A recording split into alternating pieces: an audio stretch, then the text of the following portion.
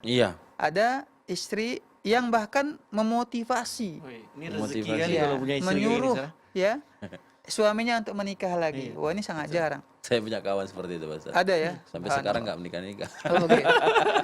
Memang kadang begini, laki-laki ini rata-rata memang mohon maaf bahasa kita bacotnya ya, banyak cerita aja Banyak gitu. cerita. Ketika dia kumpul sama kawannya, oh nikah lagi nikah. Ketika disuruh nikah, 10 Ciut tahun ya. berikutnya nggak nikah-nikah lagi kan begitu. Menciut, Sarah. Ya, menciut begitu. Artinya apa? Hanya sekedar berani di luar atau di hadapan teman-temannya, tapi sebenarnya nyarinya juga tidak Iya. kuat.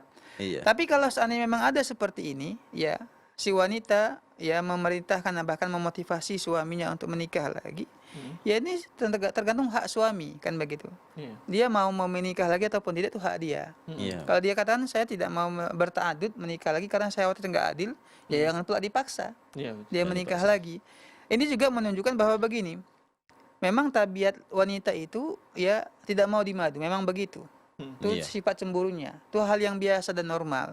Ya memang. Tapi tidak semuanya juga itu yang begitu sifatnya. Dan arti kata begini, kalau seandainya poligami ini dibenci, tidak disukai oleh para wanita, kenapa ada istri kedua, istri ketiga? Iya. Iya, iya. Ini menunjukkan bahwa ada wanita-wanita tertentu ya Yang mau, Sarah. yang mau untuk dipoligami. Karena apa? Memang kebutuhan. Iya, betul. Ya, memang kebutuhan dalam arti kata memang dia memang butuh suami. Wanita itu butuh suami.